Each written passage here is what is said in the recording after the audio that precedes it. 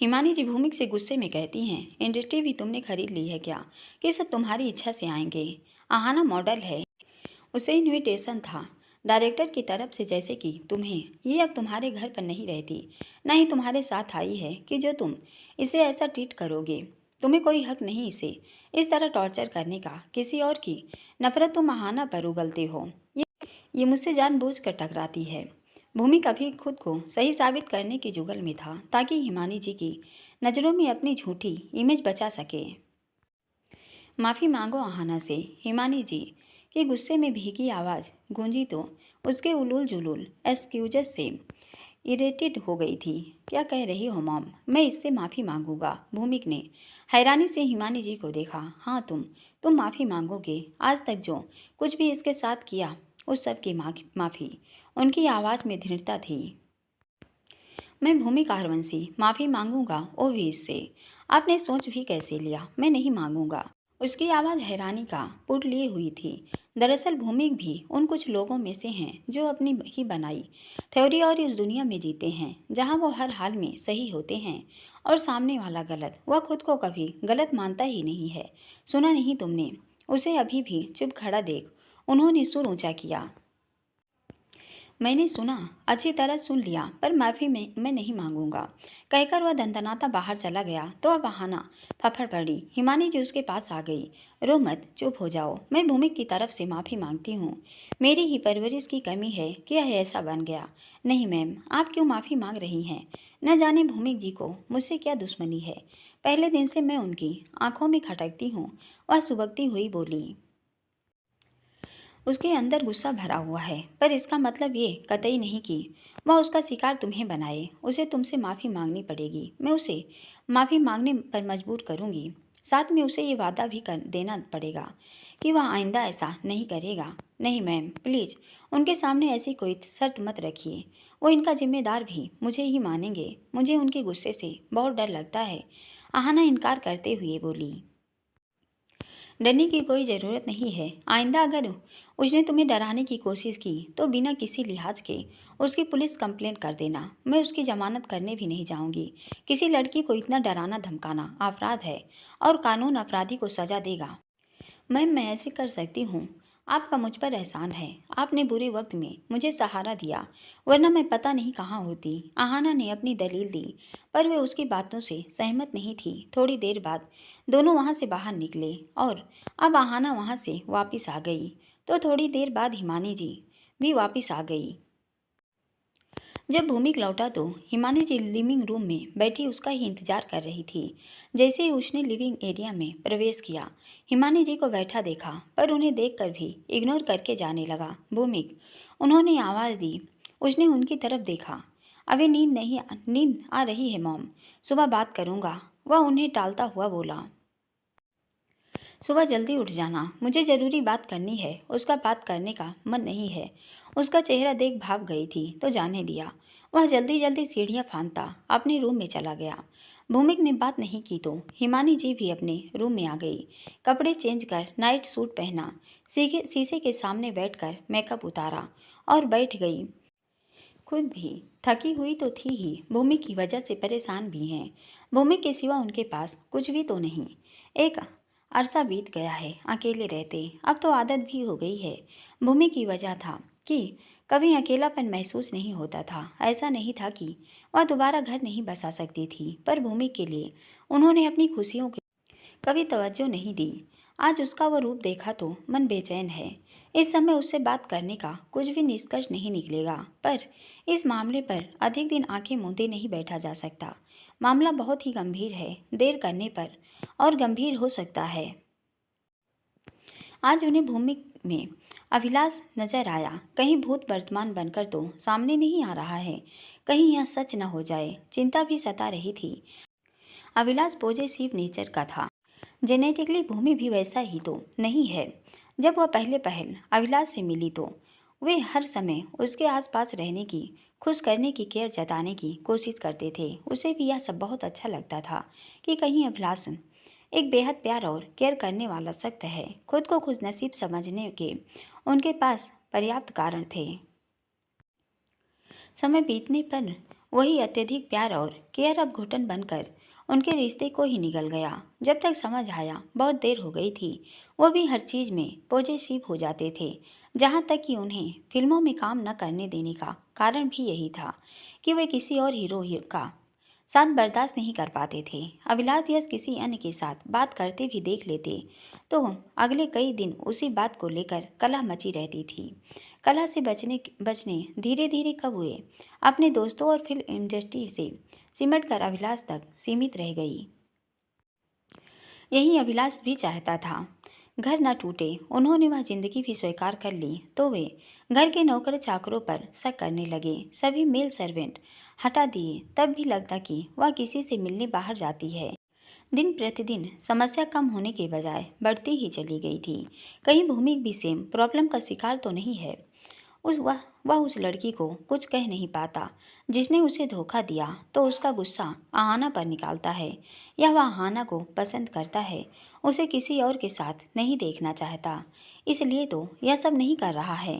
ये दो ही कारण हैं भूमि के ऐसे व्यवहार का। आहाना तो अब यहाँ रहती भी नहीं है, मॉडल बन गई है, वो भी अपने दम पर। तो भूमि को उससे क्या दिक्कत है? आहाना सुंदर है, कोई भी उसके प्रति आकर्षित हो सकता है। दोनों यहाँ अकेले साथ भी रहे, क्या पता भूमि के मन में उसके लिए कुछ हो जो वो बोल नहीं पाता, इसलिए उस पर गुस्सा करता हो। मन बहुत अधिक बेचैन हो गया। ऐसा हुआ तो इससे इस बारे में बात करनी पड़ेगी। अगर वह आहाना को पसंद करता है तो सीधे तरीके से अपनी भावनाएं उसके सामने व्यक्त कर सकता है, पर ऐसे क्यों करता है? उन्हें भी मामला समझ नहीं आ रहा था। जैसे तैसे रात बीती, सुबह उठी तो जब तक वो रेडी होकर नीचे आई, मेड ने बताया भूमिक भी चला गया है। उन्हें उसका ऐसा रवैया बिल्कुल भी अच्छा नहीं लगा। समय आ गया है कि बात हाथ से निकल जाए। उससे पहले भूमि को उसकी गलती का एहसास कराया जाए। आहाना किसी और की वजह से नहीं बल्कि अपने दम पर यहाँ पहुँची है, जबकि भूमि को उनकी वजह से काम मिला है। अब उसे जो भी करना है अपने दम पर करे, तब दिमाग ठिकाने आएगा। उसी समय बैंक में कॉल किया कि भूमि का जो भी पर्सनल अकाउंट है उसको छोड़कर सब अकाउंट फ्रीज कर दो। अब खुद कमाए और खुद अपना खर्च और शौक पूरा करे। अगर लग्जरी लाइफ चाहिए तो उसे आहाना से आपने किए की माफ़ी मांगनी पड़ेगी, और अगर आहाना को पसंद करता है तो स्वीकारना पड़ेगा, न कि उसे इस तरह टॉर्चर करे। उधर आहाना भी सुबह के समय फ्लैट से निकली। मंदिर वाली बूढ़ी अम्मा याद थी कि वह बगैर चप्पलों की थी। जब कंपनी गई तो किसी को भेजकर 2-3 जोड़ी कपड़े, चप्पल और कुछ खाने पीने का सामान मंगवा रखा था कि उसको देकर आएगी। वह सब सामान गाड़ी में रखा और मंदिर आ गई। गाड़ी से उतरी तो देखा बूढ़ी अम्मा अभी आई नहीं थी। इतनी देर वह मंदिर में गई, माता रानी के दर्शन किए। थोड़ी देर बाद बाहर आई तो पर वो बूढ़ी अम्मा अभी भी नहीं आई। उसे निराशा के साथ बेचैनी होने लगी। कुछ लोग वहाँ पर अक्सर मांगने बैठे रहते थे, वो भी लगभग सभी आ गए, पर वो बूढ़ी अम्मा अभी तक नहीं आई। उसे अपने पास आता देख एक अपंग पैरों से लाचार आदमी भीख मांगने बैठा था। उसे आते देख दोनों हाथ फैलाए तो उसने पर्स में से कुछ रुपए उसके कटोरे में डाले और पूछा, बूढ़ी अम्मा यहाँ पर बैठी रहती थी, आज क्यों नहीं आई? पता नहीं। उसने अनभिज्ञता जताई। अक्सर ऐसा करती हैं कि आज ही ऐसा किया है। आज आती थी, आज जाने क्यों नहीं आई। उसके कहने से वह कंपनी जाने मायूसी से गाड़ी में बैठने लगी कि क्या सूझा, पीछे मुड़ गई। जब यह सामान वह उनके नाम पर कल आई है तो उसके घर देकर आ जाएगी और वजह भी पता चल जाएगी कि क्यों नहीं आई। घर का पता है उनका कहाँ है? उसने पूछा। पास ही बस्ती में ही रहती हैं। उसने बताया तो उसने एक बच्चे को उसे उनके घर तक ले जाने को कहा तो वह राजी हो गई। गाड़ी बस्ती से बाहर आकर खड़ी कर दी। जो सामान लाई थी उसे लेकर उस बच्चे के साथ आने लगी। एक घर की तरफ इशारा कर वह चला गया तो आहाना अकेली उस घर की तरफ आने लगी।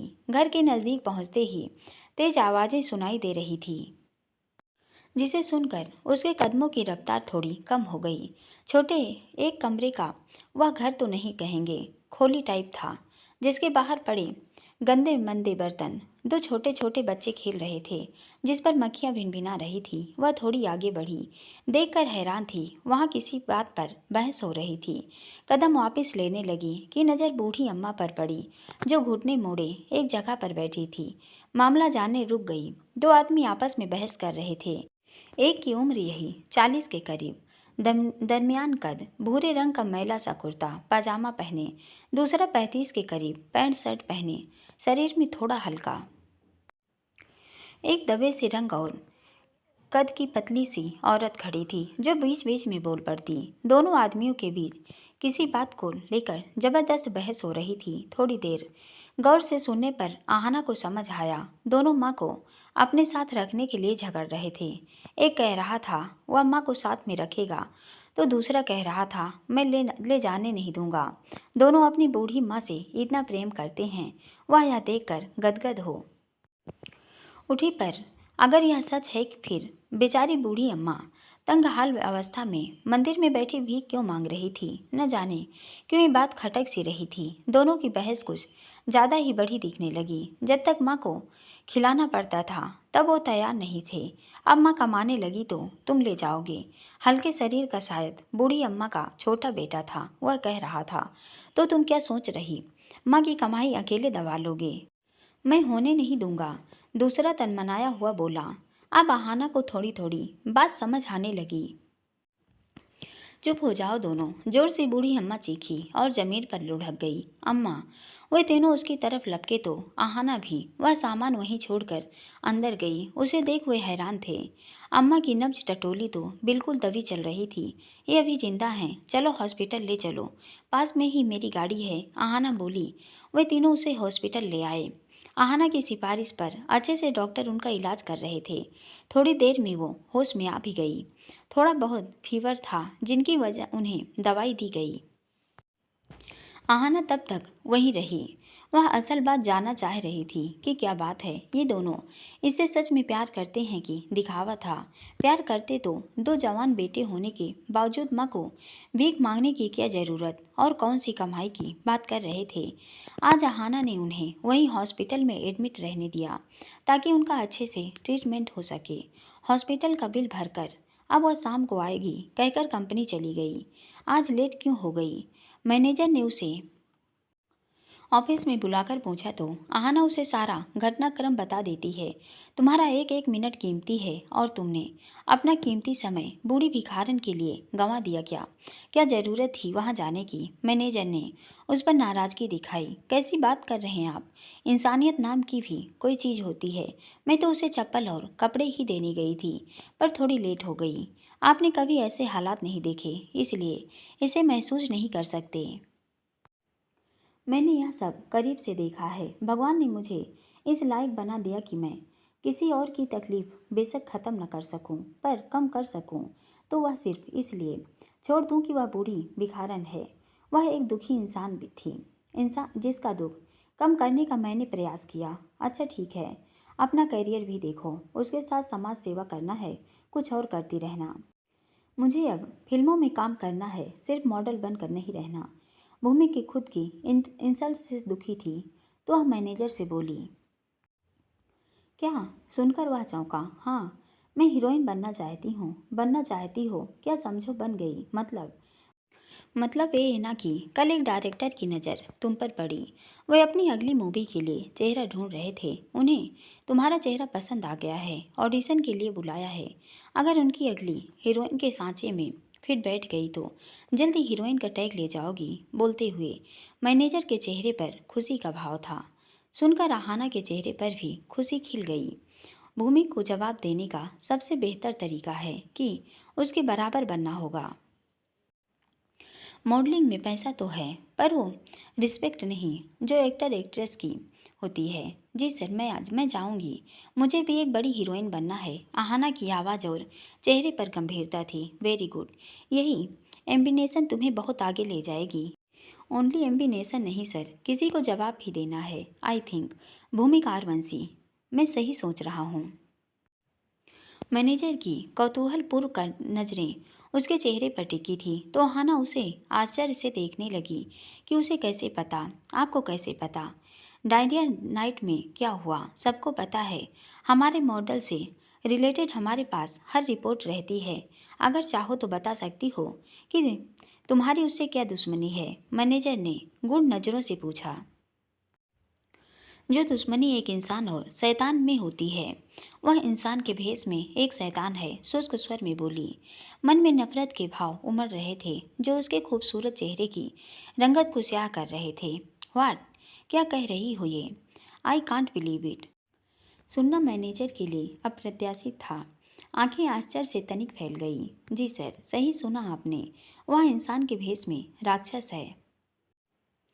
यह सब बिलीव करना मुश्किल है, पर तुम कह रही हो तो झूठ तो नहीं कह रही होगी। या तुम्हें कुछ गलत फहमी हो सकती है, या फिर मुझे या बाकी दुनिया को। अमूमन वह आप सबके साथ वेल बिहेव के लिए जाना जाता है। जिस एज में लड़के गर्लफ्रेंड बनाने का शौक़ रखते हैं, उसे आज तक किसी लड़की के साथ नहीं देखा गया। यहाँ तक कि अपनी मूवी की एक्ट्रेस के साथ भी नहीं। हिमानी जी फिल्म इंडस्ट्री में एक अच्छी और रसूखदार पर्सनालिटी रखती हैं। नेचर वाइज भी काफ़ी काइंड है।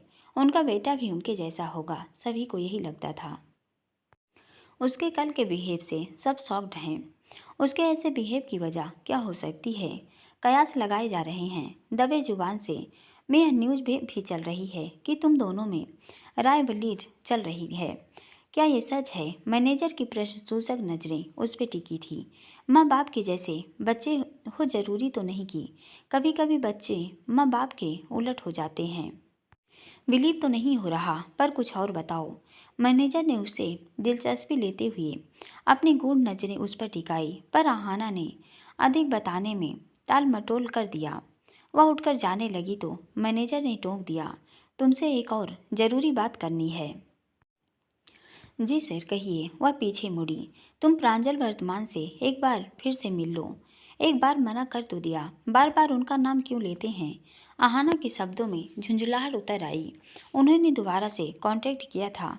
तुम्हें एक इंटरेस्टिंग बात बताता हूँ, सुनकर शायद तुम अपने फैसले पर पुनः विचार कर सकती हो। आहाना ने जिज्ञासा से उसे देखा।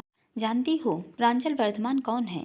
कौन है मतलब ये कि अविराज खुराना, फेमस बिजनेसमैन, तुम्हारा दोस्त भी है। वह उनकी भतीजी का फियांसे है। मैनेजर ने आहाना के कानों में वो बम फोड़ा कि उसका पैरों पर खड़ा रहना मुश्किल हो गया।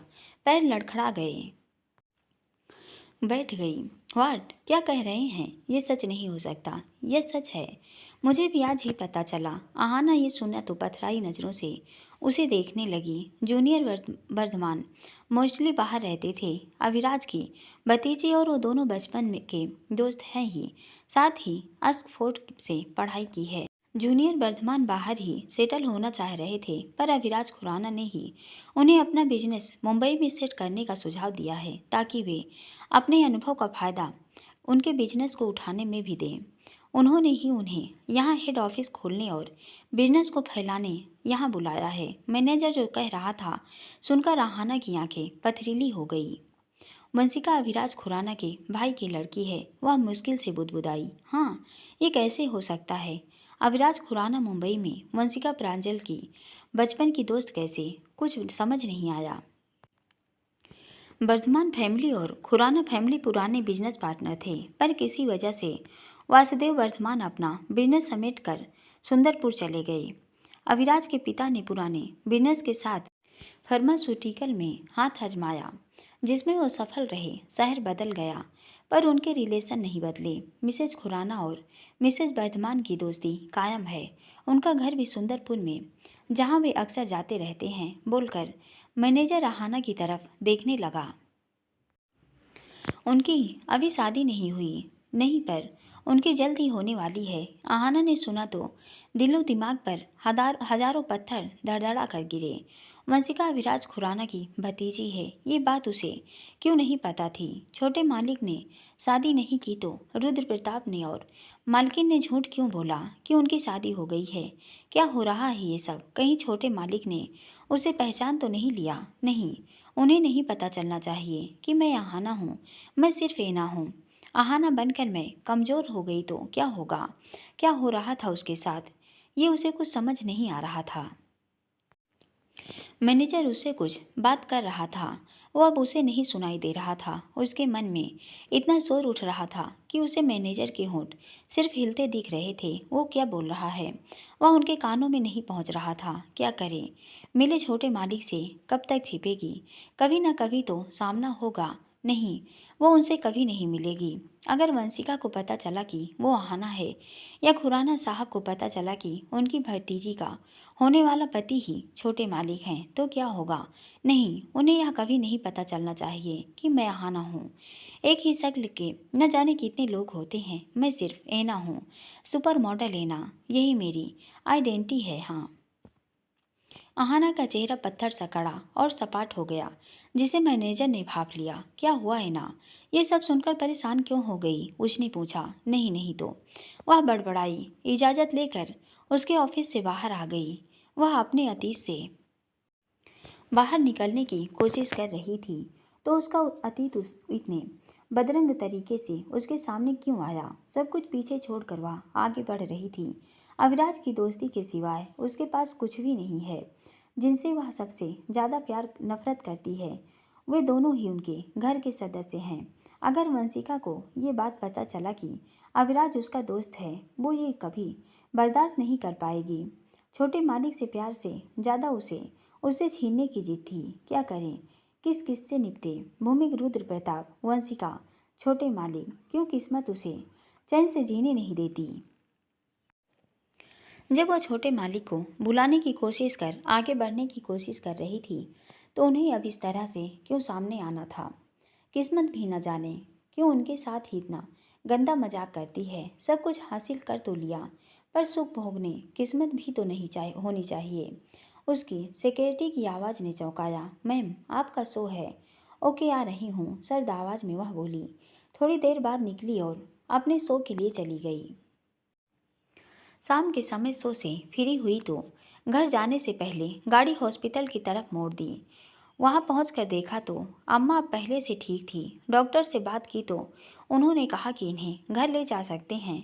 आहाना ने हॉस्पिटल के सभी बिल क्लियर किए और उसके पास आ गई। कैसी हो अम्मा? उसने पूछा। क्यों बचाया? मर जाने दिया होता। दर्द भरी शिकायत बूढ़ी अम्मा ने उससे की। ऐसा क्यों कह रही हैं? मौत आती नहीं, ये जिंदगी अब जी नहीं जाती। शुष्क आवाज़ में बोल। दोनों बेटों पर नज़र डाली तो जो सिर झुकाए खड़े थे, तूने बचा ही लिया तो एक मेहरबानी और कर। वह आहाना से बोली। क्या अम्मा? मुझे किसी वृद्धा आश्रम में छोड़ा? ऐसे क्यों कर रही हो अम्मा? उसके दोनों बेटे उसके पास आ गए, पर वह उन दोनों की तरफ से मुंह फेर लेती है, तो आहाना उन दोनों को तड़ाती हैं। ठीक कह रही हैं ये।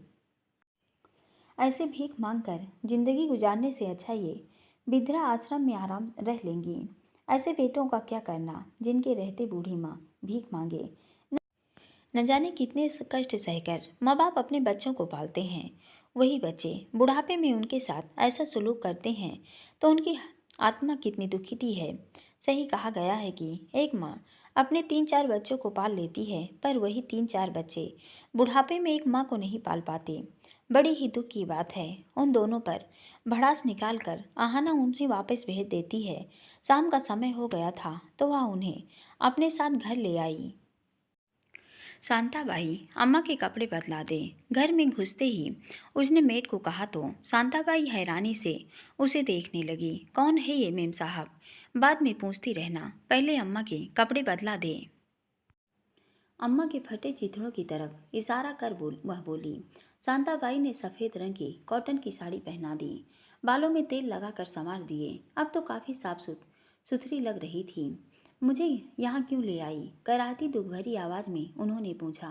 रात हो गई है, इस समय कहाँ जाएंगी? अब कल ही जाएंगे। वह अम्मा से बात कर रही थी कि अविराज का कॉल आ गया। चेहरे पर खुशी खिल गई, पर खुशियाँ भी जैसे आहाना को ज़्यादा रास नहीं आती, तुरंत काफुर भी हो गई। अपने पैरों पर खड़ी हो गई है। दौलत शौहरत भी आ गई, पर मन खुशियाँ अभी भी उसे कोसों दूर हैं, जो दौलत शौहरत कभी नहीं दे सकते। जी बोलिए, क्यों कॉल किया? मैं कॉल नहीं कर सकता, उसने हल्के लहजे में पूछा। क्यों नहीं? आपके सिवा कौन है जो मुझे कॉल करेगा? वह चलती हुई अपने रूम में आके बैठी हुई बोली, इसका मतलब सिर्फ मैं ही खास हूँ, यही समझ लीजिए। इस मामले में अभी भी गरीब ही हूँ। आज ये फिर से कैसी बातें करने लगी। अच्छा, अब सैड मत हो जाओ, ये बताओ कोई बात हो गई क्या? नहीं, कोई बात हो तभी ऐसी बातें करती हो। नहीं। अच्छा, तुम्हारी गरीबी दूर करता हूँ। वो कैसे? कुछ दिन के लिए आरुल बिला आ जाओ। क्यों? आहाना चौंक गई। मेरी भतीजी की शादी है नेक्स्ट वीक में, रस्में शुरू हो रही हैं। तुम भी मेरी फैमिली की तरह हो, तुम भी आ जाओ और तुम्हारा खुद को रिश्ते के मामले में गरीब समझना बंद हो जाएगा। मैं? हाँ तुम। नहीं, मैं नहीं कैसे आ सकती हूँ? क्यों नहीं आ सकती? नहीं, मैं नहीं आऊँगी। अचानक आहाना की धड़कनें तेज धड़कने लगी। लगा शरीर पसीना पसीना होने लगा है। मेरा अब डिनर का टाइम हो रहा है, कल बात करूँगी, कहकर वह कॉल कट कर देती है। मेम साहब, शांताबाई की आवाज़ ने चौंकाया। हाँ, डिनर कर लो, फिर मुझे वापस भी जाना है। मैंने तुम्हें कहा था यहीं रहना है, वह पसीना साफ करती बोली। घर पर बच्चे होते हैं, कैसे रहेगी? आज तो रहो, अम्मा हैं। नहीं मेम साहब, शांताबाई ने इनकार किया तो वह बाहर आ गई, डिनर की टेबल पर बैठ गई। अम्मा कहाँ हैं? उसने पूछा। वो खाने से मना कर रही हैं कि भूख नहीं है। आहाना उठी और गेस्ट रूम में आ गई। देखा तो अम्मा उदास बैठी थी। क्या हो गया? आप खाना क्यों नहीं खा रही हैं? भूख नहीं है, आइए जल्दी। आहाना ने जिद की और दोनों हाथ पकड़ कर उठा लेती है। वह बहुत झिझक रही थी, पर आहाना के प्यार दिखाने पर आ गई। आहाना ने उसके साथ बैठकर ही खाना खाया। जब आहाना खाना खा लिया तो असल वजह जानने की क्या वजह है कि वह घर नहीं जाना चाहती। वह उसके साथ कमरे में ही आ गई। शायद बेटों से नाराज़गी है, वह उन्हें समझाएगी, उसके बेटों को भी समझाएगी और उनके बीच सुलह करवाने की संभावना होगी तो करवाएगी। सोचकर ही वह उन्हें यहाँ ले आई थी। डिनर के बाद काम निपटाकर शांताबाई जाने लगी तो अभिराज का कॉल फिर से आ गया। वह उसके इस तरह कॉल काटने से परेशान हो गया था। तुम ठीक हो ना? मैं वहाँ आऊँ? मैं ठीक हूँ, आपको परेशान होने की ज़रूरत नहीं है। मैं तुमसे कल मिलने आऊँगा। क्यों? तुम्हें मेरे साथ आरुल बिला आना है। मैं तुम्हें अपनी फैमिली से मिलाना चाहता हूँ। मम्मी, भैया भी आ गए हैं। तुम मेरी फैमिली से नहीं मिलना चाहोगी? नहीं, मैं किसी से नहीं मिलना चाहती। आप भी मिलने मत आना। आहाना फिर से कॉल काट देती है। अविराज समझ गया था कि आहाना किसी बात को लेकर परेशान है, पर क्या बात हो गई? उसे जानने की बेचैनी होने लगी। वह आज उससे मिलने भी नहीं आ सकता। उसकी माँ और भाई आ गए हैं, जो इस समय उसके बाहर जाने से परेशान हो जाएंगे। पर वह आहाना के ऐसे बर्ताव से बेचैन सा हो गया। आहाना मूड स्विच की शिकार अक्सर हो जाती है। उसे भी पता चल चुका है, पर उसकी कुछ न कुछ वजह होती है। जब वह नॉर्मल होती है तो ऐसे कॉल नहीं काटती। आहाना परेशान है और वह कमरे में चहलकदमी कर रहा था। इस समय वह कभी बाहर नहीं जाता गया तो माँ 100 तरह के सवाल पूछेंगी, पर उसे नींद भी नहीं आ रही थी। नींद भी आंखों से कोसों दूर थी। बेचैनी इतनी बढ़ी कि कमरे में रहना मुश्किल लगने लगा। फोन उठाकर जेब में रखा, कदम खुद ब खुद कमरे से बाहर निकल गए। जब तक आहाना की परेशानी की वजह नहीं बताएगी, उसे नींद नहीं आएगी। उसका जैसे खुद पर नियंत्रण ही नहीं था। वह आहाना के पास जाने का निश्चय कर कमरे से बाहर निकला। सीढ़ियाँ उतर कर नीचे आकर हॉल को पार करने ही वाला था कि अभी माँ की इस आवाज़ के कानों में पड़ते ही कदम ठिठक गए।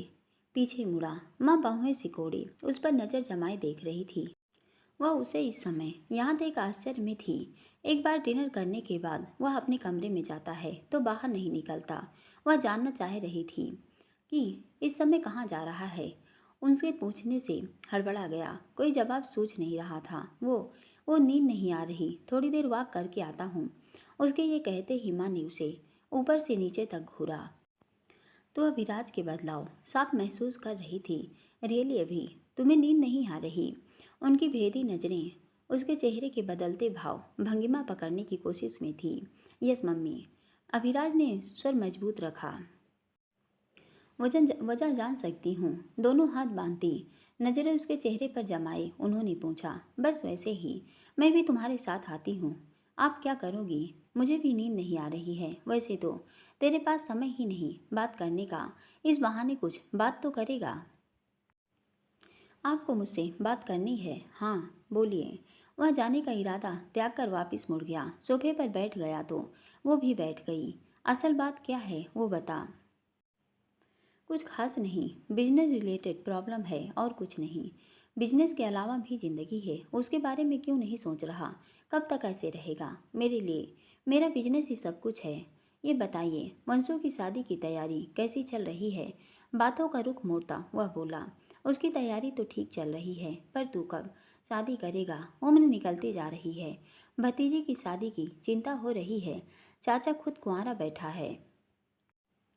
आप वही शादी वाली बात को लेकर बैठ जाते हो। कितनी बार बोल दिया मैं शादी नहीं करूँगा। कब तक ऐसे अकेले ज़िंदगी गुजारेगा? हम लोगों की कमी भी महसूस नहीं होती। चलो कोई नहीं, पर मैं चाहती हूँ तू शादी कर ले। बहुत हो गई ऐसी फ्री लाइफ।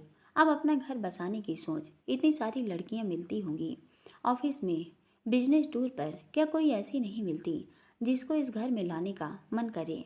तू नहीं चाहता कि कोई ऐसी हो जो तेरा ख्याल रखे, तू बाहर से वापस लौटे तो तेरा इंतजार करे, तेरे बच्चों की माँ बने, जो तुझे पापा कहें। उनके ये कहते ही वह खो सा गया।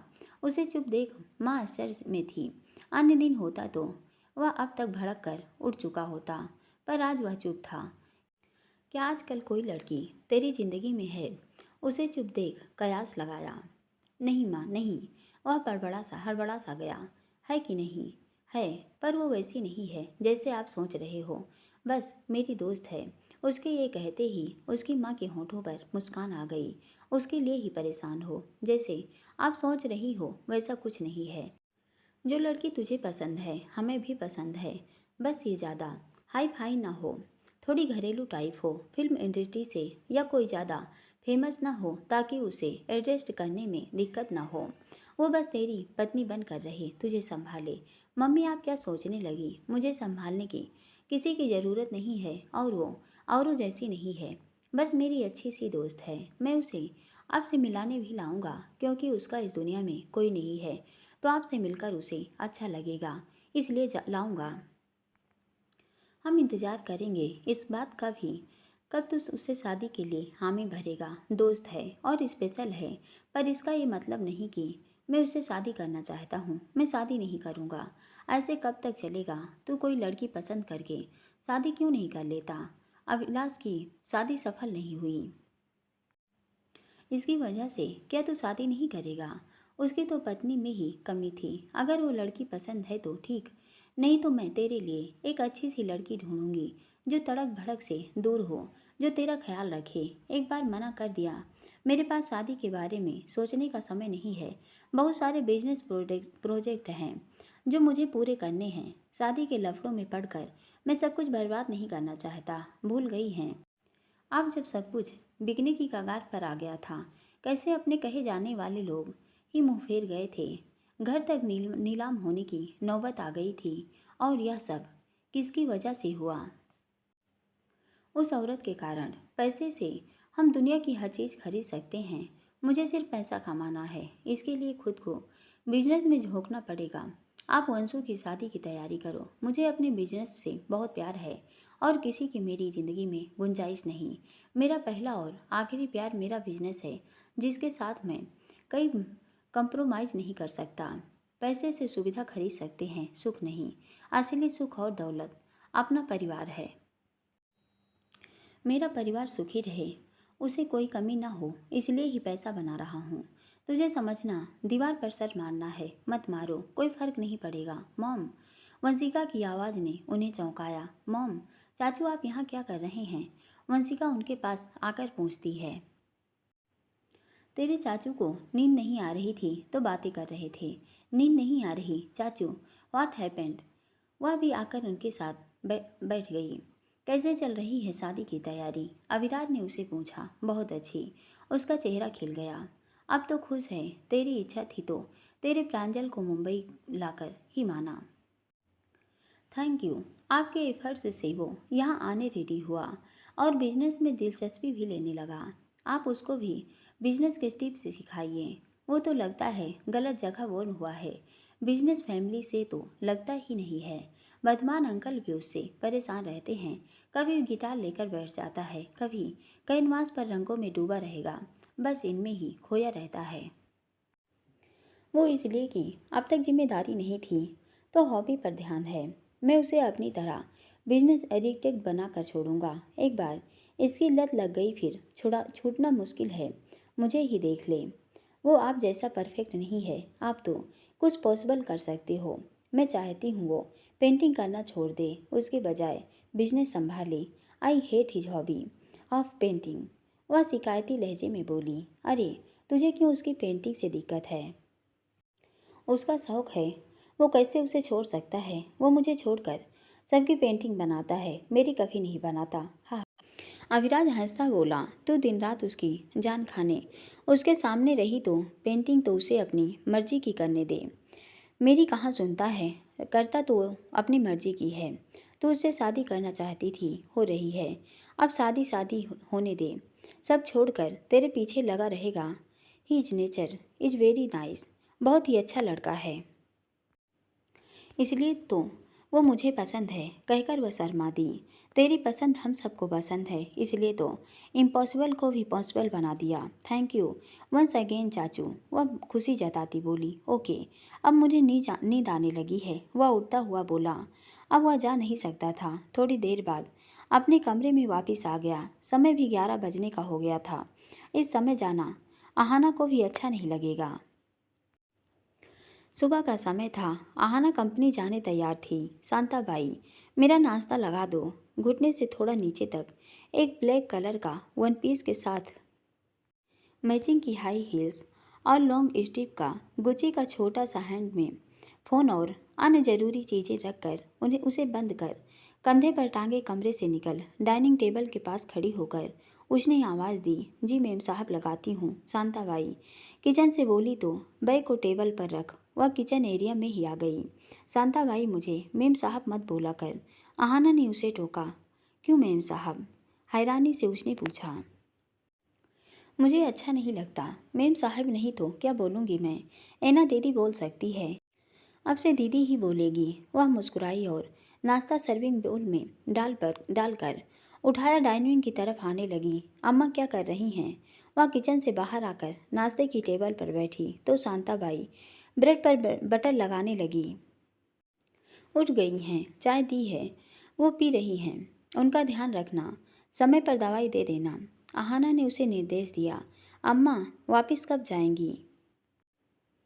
अभी तो 1-2 दिन यहीं रहने दो, पूरी तरह ठीक हो जाएंगी फिर सोचती हूँ, कहकर वह नाश्ता करने लगी। नाश्ता करने के बाद आहाना अम्मा से मिलने गई, उसे हाल चाल पूछा और कंपनी के लिए निकल गई। उसका एक शो था। शो के बाद भी सीधे घर जाने के बजाय उन्हें कंपनी ऑफिस में आना पड़ता है। शाम के समय जैसे ही बाहर निकली, अविराज उसका इंतजार कर रहा था। आप यहाँ क्या कर रहे हैं? ब्लू कलर के अपने बिजनेस सूट में खड़े उसे देखा तो आहाना वहीं पर आकर पूछती है, तुमसे मिलने आया हूँ। वह सहजता से बोला। क्यों? आहाना मुंह बनाती बोली। जब से पता चला है वंशिका अविराज की भतीजी है, उसका दिल फिर से भारी है। अब उसके मिलने पर वहाँ खुशी भी नहीं मिल रही जो पहले मिलती थी। अविराज से नज़दीकी रखने का मतलब है तकलीफ देने वाली वजहों से बार बार टकराना। क्यों? क्या मतलब तुमसे मिलने की नहीं आ सकता? उसके ऐसे बर्ताव से अविराज हैरानी के भाव लिए पूछता है। मिलने की कोई वजह भी तो होनी चाहिए। बेवजह तो ऐसे कहीं नहीं जाते होंगे। आपका तो हर मिनट कीमती होता है, बंधा होता है। तो कीमती समय को छोड़कर यहाँ क्या कर रहे हैं? उखड़े सुर में उसने पूछा। गाड़ी में बैठो, फिर बताता हूँ। मैं नहीं बैठ सकती, मुझे घर जाना है। क्या बात हो गई? इतना रूखा क्यों बोल रही हो? उसने पूछा पर वह चुप रही। गाड़ी में बैठ रही हो कि नहीं? उसने सुर थोड़ा सख्त कर त्योरियां चढ़ाकर पूछा। मुझे नहीं बैठना। पर क्यों? आपसे कहा था कि मुझसे मिलने मत आना, तो क्यों आई? आहाना गुस्से में पूछती है। मैं तुम्हें अपनी फैमिली से मिलाना चाहता हूँ। क्यों मिलाना? तुम मेरी दोस्त हो। दोस्त तो और भी रह रही होंगी, उनको भी ऐसे ही ले जाते थे। तुम्हें हुआ क्या है? आहाना के तेवर बिल्कुल बदले हुए थे कि अभिराज को हैरानी घेरे हुई थी। आपका और मेरा इतना ही साथ था। क्या कह रही हो ये? कोई गलती हो गई क्या मुझसे? आपने कहा था कि आप बिना फायदे के कोई कार्य नहीं करते। मुझसे जो चाहिए था वो तो बहुत पहले मिल गया था। अब क्या चाहते हैं आप? मेरे पीछे घूमने से अच्छा कोई और ढूंढिए।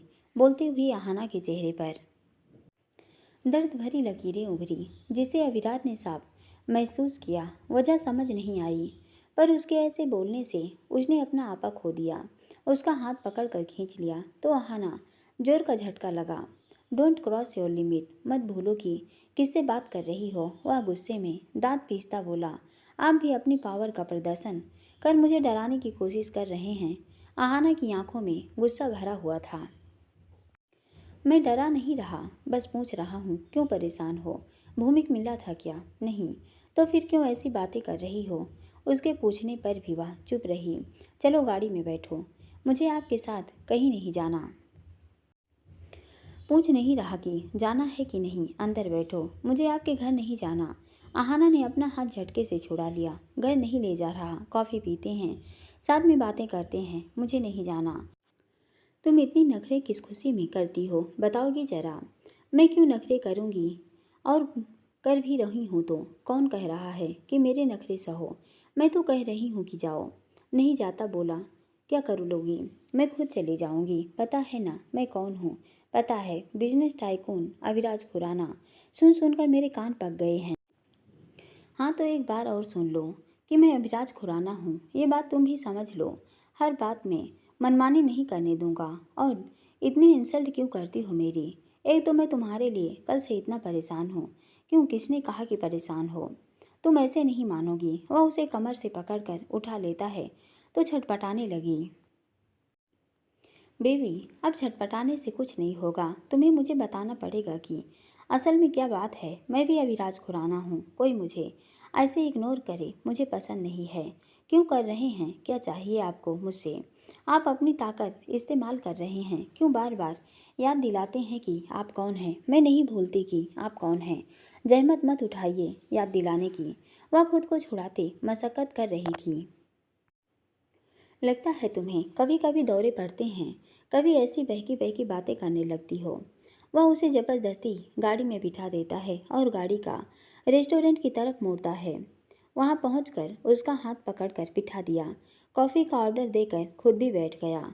अब बताओ क्या बात है? क्यों नहीं जाना चाहती मेरे घर? कल से क्यों परेशान हो? अविराज के बार बार पूछने पर आखिर वह बोली, अगर आपके घर जाने की जिद करेंगे तो एक शर्त पर जाऊंगी। बोलो, मानने लायक होगा तो मानूंगा, बाकी दबाव बनाने की कोशिश मत करना। नहीं मानना होगा तभी नहीं मानूंगा। आपको वहाँ मुझे अपनी गर्लफ्रेंड के तौर पर इंट्रोड्यूस करना पड़ेगा, जैसे आपकी बाकी थी वैसे ही, जिनके साथ आप लिव इन में रहे। पर तुम मेरे लिए वैसी नहीं हो। मैं किसी के साथ भी सीरियस लिव इन में नहीं रहा। कोई रह ही नहीं पाता मेरे साथ। वो बस कुछ दिन के लिए घूमती फिरती थी। मैं उनको महंगे गिफ्ट वगैरह दे देता था, फिर अपने बिजनेस में बिजी हो जाता था। वो मुझे कांटेक्ट करती थी तो मैं आ ही नहीं पाता था, तो कोई और पकड़ लेती थी। सीरियस लिव इन में थे या नहीं, पर मैं यही चाहती हूँ कि आप मुझे भी अपनी उन्हीं गर्लफ्रेंड के तौर पर मिलाएं। बोलते हुए अहाना का चेहरा पत्थर सा सपाट। तुम ये बहकी बहकी बातें करना बंद करो, जो असल बात है वो बताओ। अविराज को उसकी बातों से झुंझुलाहट होने लगी। पूरा पार्ट सुनने के लिए दोस्तों बहुत बहुत धन्यवाद। अगर कहानी पसंद आई रही है तो प्लीज़ चैनल सब्सक्राइब कीजिए, एक लाइक कीजिए और कमेंट करते रहिए।